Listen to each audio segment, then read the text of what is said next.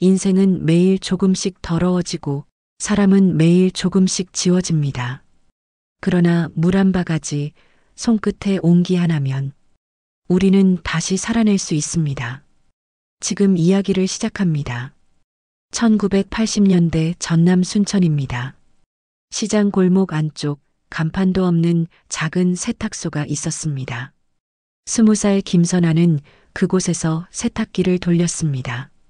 새벽부터 밤까지 물소리와 기계 소리만이 그녀의 하루를 채웠습니다. 그의 봄, 선아는 혼자 아이를 낳았습니다. 아기의 아버지는 떠났습니다. 돌아오지 않았습니다. 선아는 병원 침대에서 아기를 안았습니다. 아이의 이름은 김창식이었습니다. 엄마가 널 책임질게. 선아는 작게 속삭였습니다. 세탁소 뒤편엔 작은 방 하나가 있었습니다. 창식은 그곳에서 세탁기 소리를 자장가 삼아 잠들었습니다. 선아는 아이를 업고 다리미를 잡았습니다. 손은 뜨거워졌고 허리는 굽어갔습니다. 그래도 멈추지 않았습니다. 사람들이 옷을 맡겼습니다. 땀 냄새가 배인 작업복, 기름때 묻은 앞치마, 술 냄새 밴 셔츠, 선아는 그것들을 하나하나 손으로 문질렀습니다. 세제를 풀고 비누칠을 하고 힘껏 비틀어 짰습니다. 손이 텄습니다. 겨울엔 물이 차가워 손가락이 갈라졌습니다. 사람의 옷엔 삶의 냄새가 묻어 있지요. 선아는 빨래를 널며 생각했습니다. 깨끗하게 해주면 다시 세상에 나갈 수 있어요. 그건 그녀만의 신념이었습니다. 남의 옷을 깨끗이 만드는 일이 누군가의 하루를 돕는 일이라고 믿었습니다. 그 믿음이 있어서 버틸 수 있었습니다. 세상은 따뜻하지 않았습니다. 미혼모라는 말은 손가락질이 되었고 시선은 날카로웠습니다. 동네 사람들은 수군거렸습니다. 선아는 고개를 숙이고 걸었습니다. 창식의 손만 꼭 잡았습니다. 창식은 말수가 적은 아이였습니다. 또래 아이들과 어울리지 않았습니다. 세탁소 구석에 앉아 엄마가 일하는 모습을 바라보았습니다. 엄마가 무거운 세탁물을 들면 같이 들려고 했습니다. 엄마가 한숨을 쉬면 가만히 손을 잡아주었습니다. 엄마, 힘들어? 창식이 물었습니다.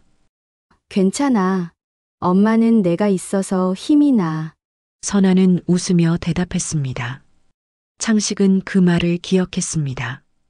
자신이 엄마의 전부라는 것을, 엄마가 자신 없이는 살 수 없다는 것을 믿게 되었습니다. 시간이 흘렀습니다. 창식은 자랐고 선아는 늙어갔습니다. 세탁소는 여전히 돌아갔습니다. 손님은 줄지 않았고 선아의 손은 더 거칠어졌습니다. 허리는 더 구부러졌고 눈은 침침해졌습니다. 그래도 그녀는 멈추지 않았습니다. 매일 아침 세탁기를 돌렸습니다. 빨래를 널고 다림질을 하고 포장을 했습니다. 그게 그녀의 삶이었습니다. 창식은 그런 엄마를 보며 자랐습니다. 세상보다 엄마를 먼저 배웠습니다. 친구보다 엄마 곁이 편했습니다. 밖에 나가는 것보다 세탁소 안이 안전했습니다. 사람들은 말했습니다. 참 착한 아들이네요. 엄마 생각이 지극하구나. 선아는 그 말이 자랑스러웠습니다. 세상이 자신을 외면해도 창식만큼은 잘 키웠다고 생각했습니다. 하지만 무언가 조금씩 비틀어지고 있었습니다. 보이지 않는 곳에서 들리지 않는 소리로 관계의 균형이 깨져가고 있었습니다. 어느 비 오는 저녁이었습니다. 선아는 거래처에 세탁물을 배달하러 나갔습니다. 비가 많이 왔습니다. 도로는 미끄러웠습니다. 트럭 한 대가 빗길에 미끄러지며 그녀를 덮쳤습니다. 깨어났을 때는 병원이었습니다. 의사의 목소리가 멀리서 들렸습니다. 다리를 살릴 수 없었습니다. 선아는 천장을 바라보았습니다. 눈물이 흘렀습니다. 세탁소는 어떻게 되는 거지? 창식이는 어떻게 키우지? 그녀의 머릿속엔 질문만 가득했습니다. 창식이 병실에 들어왔습니다. 그는 엄마의 손을 잡고 말했습니다. 엄마 걱정 마요. 내가 다 해드릴게요. 선아는 고마웠습니다. 눈물이 났습니다. 세상에서 자신을 지켜줄 사람은 창식뿐이라고 생각했습니다. 하지만 그 순간 그녀는 몰랐습니다. 그 헌신이 어떤 색으로 변해갈지. 선아는 훗날 이렇게 말했습니다. 나는 매일 세상을 씻었습니다. 하지만 내 삶의 얼룩은 씻지 못했습니다. 사고 이후 석 달이 지났습니다. 선아는 퇴원했습니다. 두 다리는 무릎 아래에서 잘려나갔습니다. 의족을 받았지만 아직 익숙하지 않았습니다. 걸을 때마다 균형이 흔들렸습니다. 한 걸음 한 걸음이 전쟁이었습니다. 세탁소는 문을 닫았습니다. 손님들은 떠났습니다. 기계들은 먼지를 뒤집어 썼습니다. 선아는 휠체어에 앉아 그 모습을 바라보았습니다. 손끝이 떨렸습니다. 창식이 방으로 들어왔습니다. 엄마, 걱정 마. 내가 다 할게. 창식아, 미안하구나. 무슨 소리예요? 엄마가 나 키우느라 다친 건데. 창식은 단호하게 말했습니다. 선아는 고개를 끄덕였습니다. 고마웠습니다. 하지만 무언가 불편한 느낌이 가슴 한구석에 남았습니다. 창식은 회사를 그만뒀습니다. 엄마를 돌보기 위해서였습니다. 아침마다 일어나 식사를 준비했습니다. 약도 챙겨주고 휠체어도 밀어주었습니다. 처음엔 감사했습니다. 세상에 자신을 돌봐줄 사람이 있다는 게 위로가 되었습니다. 창식은 말했습니다. 엄마는 이제 쉬어야 해요. 내가 돈 벌게요. 창식아, 넌 내 인생을 살아야지. 엄마가 내 인생이에요. 선아는 입을 다물었습니다. 반박할 말이 없었습니다. 하지만 시간이 지나며 무언가 달라지기 시작했습니다. 창식은 외출할 때마다 문을 잠갔습니다. 전화기를 치웠습니다. 이웃이 방문하려 하면 막았습니다. 엄마, 누가 찾아왔어요? 이웃 윤숙이 할머니였습니다. 세탁소 단골이었습니다. 들어오시라고 해. 안 돼요. 엄마, 컨디션이 안 좋아요. 창식아, 괜찮아. 잠깐만. 엄마, 제 말 좀 들어요. 사람 만나면 피곤해지잖아요. 창식의 목소리엔 화가 섞여 있었습니다. 선아는 입을 다물었습니다. 윤숙이는 문 앞에서 돌아갔습니다. 선아는 물었습니다. 창식아, 왜 그러니? 엄마 생각해서 그래요. 사람들이 엄마 보고 수근거리는 거 싫어요. 그래도 엄마는 이제 조용히 쉬면 돼요. 세상 신경 쓰지 말고. 선아는 대답하지 못했습니다. 창식의 말엔 애정이 있었습니다. 하지만 그 애정은 무거웠습니다. 어느 날 사회복지사가 찾아왔습니다. 장애인 돌봄 서비스를 신청할 수 있다고 했습니다. 선아는 고개를 끄덕였습니다. 네, 신청하고 싶어요. 복지사가 돌아간 뒤 창식이 물었습니다. 뭐라고 했어요? 돌봄 서비스래. 일주일에 2번 와준대. 필요 없어요. 창식아, 넌 일도 해야 하고. 내가 엄마 돌볼게요. 남이 와서 뭘 안다고. 창식은 신청서를 찢어버렸습니다. 선아는 말리지 못했습니다. 아들의 눈빛이 두려웠습니다. 며칠 뒤 간병인이 왔습니다. 복지사가 이미 연락을 해놓았던 것입니다. 중년 여성이었습니다. 상냥하게 웃으며 인사했습니다. 안녕하세요. 김선아 어르신 맞으시죠? 네, 들어오세요. 간병인은 집안을 둘러보았습니다. 창식이 문 앞을 막아섰습니다. 누구세요? 돌봄 서비스 나왔습니다. 필요 없어요. 돌아가세요. 창식아! 선아가 말했지만 창식은 듣지 않았습니다. 간병인은 난처한 표정을 지으며 돌아갔습니다. 그날 밤 창식은 선아 앞에 무릎을 꿇었습니다. 엄마, 미안해요. 근데 난 엄마를 남한테 맡기고 싶지 않아요. 창식아, 넌 내 인생을. 엄마가 내 인생이라니까요! 창식은 소리쳤습니다. 선아는 입을 다물었습니다. 아들의 목소리엔 절박함이 있었습니다. 하지만 그 절박함은 사랑이 아니라 집착처럼 느껴졌습니다. 창식은 이를 구하지 않았습니다. 하루 종일 집에 있었습니다. 엄마 곁을 떠나지 않았습니다. 선아가 화장실에 가도 문 앞에서 기다렸습니다. 씻을 때도 들어오려 했습니다. 창식아, 혼자 할 수 있어. 엄마, 넘어지면 어떡해요? 내가 도와줄게요. 괜찮아. 나갈게. 엄마! 창식의 목소리가 커졌습니다. 선아는 숨이 막혔습니다. 이건 돌보려는 게 아니었습니다. 감시였습니다. 밤이었습니다. 선아는 침대에 누워 천장을 바라보았습니다. 휠체어는 침대 옆에 놓여 있었습니다. 의족은 구석에 세워져 있었습니다. 먼지가 쌓여가고 있었습니다. 창식은 거실에서 TV를 보고 있었습니다. 그의 웃음소리가 들렸습니다. 평온한 웃음이었습니다. 선아는 생각했습니다. 나는 살아있는 걸까? 숨을 쉬고 있지만 인생은 멈춰 있었습니다. 세탁기 돌아가는 소리도 없었습니다. 손님들의 목소리도 없었습니다. 세상과의 연결이 끊어졌습니다. 그녀는 손을 들어 빛을 바라보았습니다. 손끝이 떨렸습니다. 이 손으로 무엇을 할 수 있을까? 세탁기를 돌릴 수 있을까? 다림질을 할 수 있을까? 아니, 그보다 먼저 이 집에서 나갈 수 있을까? 선아는 눈을 감았습니다. 결심했습니다. 언젠가는 나가야 한다고. 이곳이 집이 아니라 감옥이 되기 전에.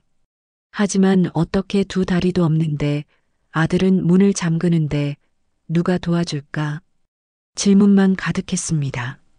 답은 없었습니다. 그래도 그녀는 포기하지 않기로 했습니다. 나는 살아있다. 아직 살아있다. 선아는 속으로 되뇌었습니다. 그 말이 기도가 되었습니다. 1년이 지났습니다. 선아는 더 이상 바깥 공기를 맞지 못했습니다.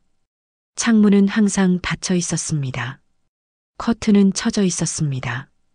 햇빛이 들어오지 않았습니다. 창식은 문을 잠갔습니다. 밖에서 열쇠로만 열 수 있었습니다. 선아는 휠체어에 앉아 그 문을 바라보았습니다. 의족은 방 구석에 먼지를 뒤집어 쓴 채 놓여 있었습니다. 다시는 신겨지지 않았습니다. 의족 신고 싶어. 선아가 말했습니다. 왜요? 어차피 나갈 데도 없잖아요. 창식이 대답했습니다. 그의 목소리는 평온했습니다. 선아는 입을 다물었습니다. 말해봤자 소용없었습니다. 하루는 똑같이 흘렀습니다. 아침이 오고 저녁이 왔습니다. 창식은 밥을 차려주었습니다. 약을 먹였습니다. 그리고 자신의 방으로 들어가 게임을 했습니다. 선아는 거실에 혼자 남았습니다. TV는 켜져 있었지만 소리는 들리지 않았습니다. 그녀의 귀 속엔 세탁기 소리가 맴돌았습니다. 없는 소리였습니다. 기억 속의 소리였습니다. 점점 날이 갈수록 약이 늘었습니다. 창식은 아침, 점심, 저녁마다 알약을 건넸습니다. 이게 뭐야? 엄마, 진정제예요. 의사가 처방했어요. 난 기억이 안 나는데. 엄마, 기억력이 안 좋아진 거예요. 그래서 약 먹는 거고. 선아는 약을 삼켰습니다. 의심할 힘도 없었습니다. 약을 먹으면 머리가 흐릿해졌습니다. 시간 감각이 사라졌습니다. 아침인지 저녁인지 구분이 안 됐습니다. 어느 날 선아는 거울을 보았습니다. 창백한 얼굴이 비쳤습니다. 눈은 움푹 들어갔고 머리카락은 헝클어져 있었습니다. 이게 나인가? 선아는 자신을 알아볼 수 없었습니다. 창식아, 그녀는 불렀습니다. 대답이 없었습니다. 창식아! 목소리를 높였습니다. 방문이 열렸습니다. 왜요? 나 좀 씻고 싶어. 어제 씻었잖아요. 언제? 기억 안 나요? 엄마, 약 먹어야겠어요. 창식은 약을 건넸습니다. 선아는 고개를 저었습니다. 싫어. 머리가 이상해져. 엄마, 아프면 어떡해요? 먹어야 해요. 창식의 목소리가 단단해졌습니다. 선아는 약을 받았습니다. 입에 넣고 약을 삼켰습니다. 세상이 다시 흐릿해졌습니다. 밤이었습니다. 선아는 깨어났습니다. 목이 말라 부엌으로 가려 했지만 휠체어가 움직이지 않았습니다. 바퀴가 잠겨 있었습니다. 창식아, 작게 불렀습니다. 대답이 없었습니다. 창식아. 소리쳤습니다. 방문이 열렸습니다. 왜 이렇게 시끄러워요? 물 좀. 잠깐만요. 창식은 물을 가져왔습니다. 선아는 마셨습니다. 창식은 그녀를 바라보았습니다. 그의 눈빛엔 애정이 있었습니다. 하지만 그 애정은 차갑게 느껴졌습니다. 엄마, 또 약 먹을 시간이에요? 아까 먹었잖아. 그게 언제인데요? 벌써 시간 지났어요. 선아는 혼란스러웠습니다. 시간이 얼마나 지난 걸까? 하루일까? 이틀일까? 그녀는 알 수 없었습니다. 어느 날 오후였습니다. 선아는 벽을 바라보고 있었습니다. 옆집 소리가 들렸습니다. TV 소리, 웃음소리, 설거지하는 소리, 평범한 일상의 소리들이었습니다. 선아는 손을 들었습니다. 벽을 두드렸습니다. 작은 소리였습니다. 다시 두드렸습니다.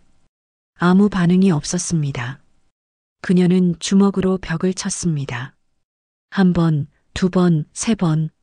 도와주세요. 목소리가 나왔습니다.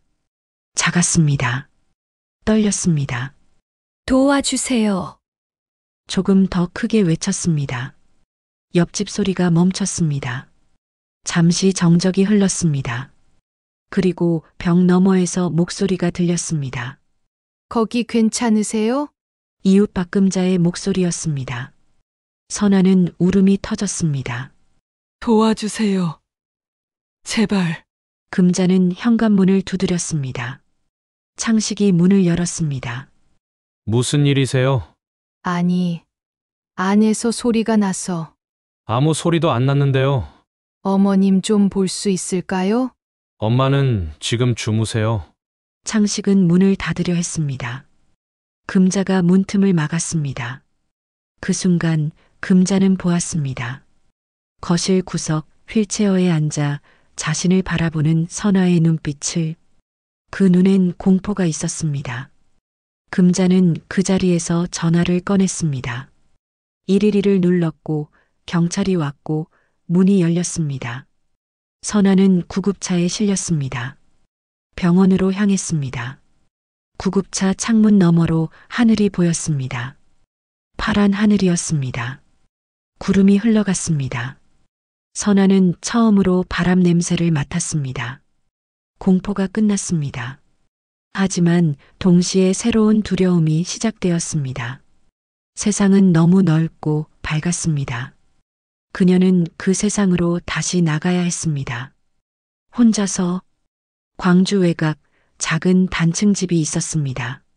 마당엔 감나무 한 그루가 서 있었고 대문 옆엔 화분들이 줄지어 놓여 있었습니다. 사촌 한복희의 집이었습니다. 선아는 그곳으로 왔습니다. 병원에서 석 달을 보낸 뒤였습니다. 검사 결과가 나왔습니다. 수년간의 방임과 학대 흔적이 몸 곳곳에 남아 있었습니다. 영양실조, 욕창, 근육 위축. 의사는 말했습니다. 몸을 회복하려면 시간이 필요합니다. 선아는 고개를 끄덕였습니다. 시간. 그녀에게 남은 게 그것뿐이었습니다. 복희는 선아를 맞이했습니다. 말없이 안아주었습니다. 선아는 울지 않았습니다. 눈물이 이미 말라버린 것 같았습니다. 복희의 집은 따뜻했습니다. 햇빛이 들어왔고 바람이 불었습니다. 선아는 오랜만에 창문이 열린 방에서 잠을 잤습니다. 처음엔 불안했습니다. 누군가 들어올 것 같았습니다. 문이 잠기지 않는 게 두려웠습니다. 하지만 아무도 오지 않았습니다. 밤은 조용히 지나갔고 아침이 왔습니다. 일주일이 지났습니다. 물리치료사 윤지연이 찾아왔습니다. 젊은 여성이었습니다. 밝게 웃으며 인사했습니다. 안녕하세요. 선아님. 저는 윤지연이에요. 선아는 고개를 숙였습니다. 대답하지 못했습니다. 지연은 괜찮다는 듯 웃었습니다. 재활 치료가 시작되었습니다. 처음엔 팔을 움직이는 것부터였습니다. 천천히 조금씩 팔을 들어 올렸습니다. 근육이 떨렸습니다. 오래 누워 있었던 몸은 제대로 반응하지 않았습니다. 지연은 옆에서 지켜보았습니다. 재촉하지 않았습니다. 선아는 숨을 고르며 다시 시도했습니다. 팔이 조금 더 올라갔습니다. 잘하셨어요. 지연이 말했습니다. 선아는 그 말이 낯설었습니다. 오랜만에 듣는 칭찬이었습니다. 다음 날도 그 다음 날도 똑같이 반복되었습니다. 팔을 움직이고 어깨를 돌리고 손가락을 펴고 오므렸습니다. 하루에 조금씩 몸이 깨어났습니다. 의족 훈련도 시작되었습니다. 선아는 의족을 신었습니다. 1년 만이었습니다. 너무 무거웠고 낯설었습니다. 몸이 기억하지 못했습니다. 지연이 손을 잡아주었고 선아는 일어섰습니다. 다리가 떨렸고 균형이 흔들렸습니다. 바로 주저앉았습니다. 괜찮아요. 천천히 해요. 지연이 말했습니다. 선아는 다시 일어서 한 걸음 내디뎠습니다. 넘어졌습니다. 다시 일어섰습니다. 또 넘어졌습니다. 하루에 수십 번 그녀는 넘어지고 일어서기를 반복했습니다. 손바닥이 까지고 무릎에는 멍이 들었습니다. 그래도 멈추지 않았습니다. 이건 단순히 걷는 연습이 아니었습니다. 자신의 몸을 되찾는 과정이었습니다. 누군가의 통제에서 벗어나 스스로 움직이는 법을 배우는 시간이었습니다.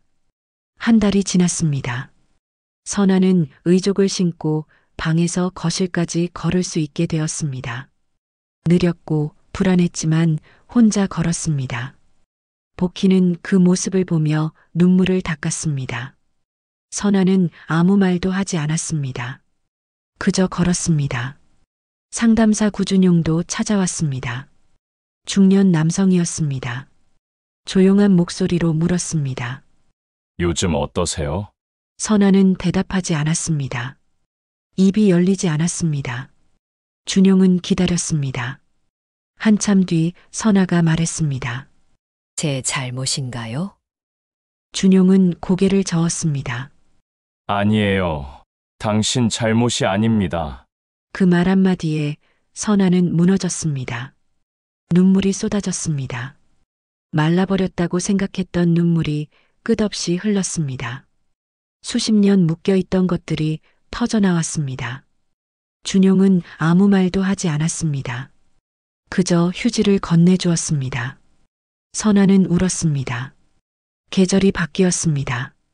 여름이 지나고 가을이 왔습니다. 선아는 마당에 나가 감나무를 바라보았습니다. 감이 빨갛게 익어가고 있었습니다. 복희가 한약초 책을 가져왔습니다. 언니, 이거 한번 봐요. 요즘 사람들이 한약초 차 많이 마신대요. 선아는 책을 받아들었습니다. 천천히 넘겼습니다. 익모초, 당귀, 대추. 낯선 이름들이었지만 관심이 생겼습니다. 그날부터 선아는 한약초를 공부하기 시작했습니다. 책을 읽고 인터넷을 찾아보았습니다. 복희가 약초를 사다 주었습니다. 선아는 손으로 만지고 냄새를 맡고 차를 끓여보았습니다. 손끝이 바빠졌습니다. 세탁소에서 빨래를 하던 손이 이제는 약초를 다루었습니다. 손이 기억하고 있었습니다. 무언가를 만드는 일을. 겨울이 왔습니다. 선아는 의족을 신고 혼자 마당을 걸었습니다. 감나무 아래까지 갔습니다. 한 바퀴, 두 바퀴, 걸음은 여전히 불안정했습니다. 하지만 넘어지지 않았습니다. 스스로 균형을 잡았습니다. 그녀는 손을 펴서 하늘을 바라보았습니다. 차가운 바람이 불었습니다. 손끝이 시렸습니다. 하지만 그 손은 자유로웠습니다. 복희가 현관에서 불렀습니다. 언니, 차 끓였어요. 선아는 고개를 돌렸습니다. 천천히 걸어갔습니다. 문을 열고 들어갔습니다. 따뜻한 공기가 그녀를 감쌌습니다. 탁자 위엔 약초차 2잔이 놓여 있었습니다. 선아는 한 잔을 들어 마셨습니다. 쓴맛 뒤로 단맛이 감돌았습니다. 그녀는 생각했습니다. 식물이 다시 피어나듯 자신도 흙에서 다시 피어날 수 있었다고. 남의 옷을 깨끗이 하던 손이 이제는 자신을 닦아내고 있었습니다. 그리고 곧 다른 사람들도 닦아줄 수 있을 것 같았습니다. 3년이 흘렀습니다. 광주 충장로 근처 작은 세탁소 겸 약초방이 문을 열었습니다. 간판엔 이렇게 쓰여 있었습니다. 선화당. 선화의 집이라는 뜻이었습니다. 아침 6시 선아는 문을 열었습니다. 의족을 신은 걸음은 여전히 조심스러웠습니다. 하지만 멈추지 않았습니다. 한 걸음 한 걸음 가게 안으로 들어갔습니다. 세탁기 2대가 벽에 놓여 있었습니다. 반대편엔 약초 선반이 있었습니다. 익모초, 당귀, 대추, 쑥, 작은 유리병에 담긴 약초들이 햇빛을 받아 반짝였습니다. 선아는 앞치마를 둘렀습니다. 하루가 시작되었습니다. 손님들이 하나둘 들어왔습니다. 세탁물을 맡기는 사람, 약초차를 사러 오는 사람. 선아는 그들을 맞이했습니다. 말은 많지 않았습니다. 그저 고개를 끄덕이며 웃었습니다.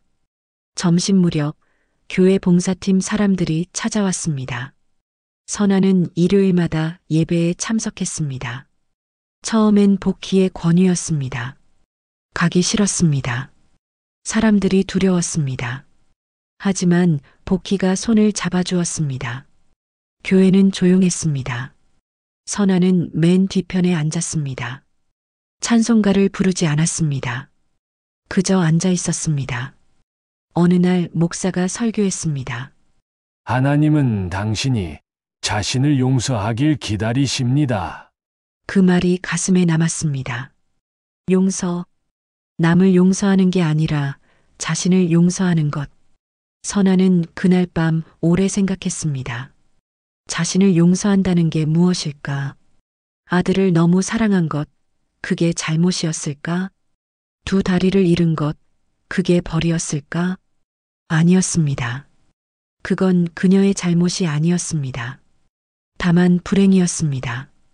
그리고 그 불행에서 살아남은 것, 그게 그녀의 힘이었습니다. 신앙은 그녀에게 기적을 주지 않았습니다. 대신 견디는 힘을 주었습니다. 매일 아침 일어나는 힘, 의족을 신는 힘, 가게 문을 여는 힘. 교회 봉사팀과 함께 선아는 무료 세탁 서비스를 시작했습니다. 노숙인과 독거노인의 옷을 세탁해 주었습니다. 매주 토요일마다 옷 보따리가 쌓였습니다. 선아는 그 옷들을 하나하나 세탁기에 넣었습니다. 세제를 풀고 버튼을 눌렀습니다. 세탁기가 돌아가기 시작했습니다. 그 소리가 그녀에겐 기도 같았습니다. 깨끗해진 옷들을 개어 포장했습니다. 봉사팀이 가져갔습니다. 며칠 뒤 한 노인이 찾아왔습니다. 깨끗한 옷을 입고 있었습니다. 고맙습니다. 덕분에 다시 살 것 같아요. 노인이 말했습니다. 선아는 고개를 숙였습니다. 감사하다는 말을 어떻게 받아야 할지 몰랐습니다. 하지만 그 순간 그녀는 알았습니다. 깨끗한 옷 한 벌이 누군가에게 다시 살아보고 싶다는 마음을 줄 수 있다는 것을. 계절이 바뀌었습니다. 봄이 왔습니다. 가게 앞 화단에 꽃이 피었습니다. 선아는 아침마다 물을 주었습니다. 꽃들은 조용히 피어났습니다. 어느 날 오후 문이 열렸습니다. 휠체어에 탄 남자가 들어왔습니다. 창식이었습니다. 선아는 그를 바라보았습니다. 얼굴은 야위었고 눈은 움푹 들어가 있었습니다. 손은 떨리고 있었습니다. 엄마, 창식이 말했습니다. 목소리는 갈라져 있었습니다. 나 이제 아무것도 못해요. 제발 도와줘요. 선아는 가만히 서 있었습니다. 가슴이 뛰었습니다. 두려움이 아니었습니다. 연민도 아니었습니다. 그저 복잡한 감정이었습니다. 한참 뒤 그녀는 입을 열었습니다. 창식아, 목소리는 평온했습니다. 나도 한때 널 미워했단다. 하지만 이제는 나 자신을 용서하려고 해. 창식은 고개를 숙였습니다. 어깨가 떨렸습니다. 선아는 의자를 가져와 그 앞에 앉았습니다. 창식과 눈높이를 맞췄습니다. 넌 이제 내 인생을 살아야 해. 나도 내 인생을 살 거야. 창식은 울었습니다. 선아는 그를 바라보았습니다. 한때 전부였던 아들. 이제는 그저 아픈 사람일 뿐이었습니다. 그녀는 일어섰습니다. 뒤돌아 가게 안으로 들어갔습니다. 창식은 그대로 앉아 있었습니다. 한참 뒤 선아는 약초차 한 잔을 들고 나왔습니다. 창식 앞에 놓았습니다. 마시고 가. 창식은 차를 들었습니다. 천천히 마셨습니다. 선아는 그 옆에 서서 창밖을 바라보았습니다. 봄바람이 불고 꽃잎이 날렸습니다. 창식은 차를 다 마시고 휠체어를 돌렸습니다. 문을 나갔습니다. 뒤돌아보지 않았습니다. 선아도 바라보지 않았습니다. 문이 닫혔습니다. 가게는 다시 조용해졌습니다.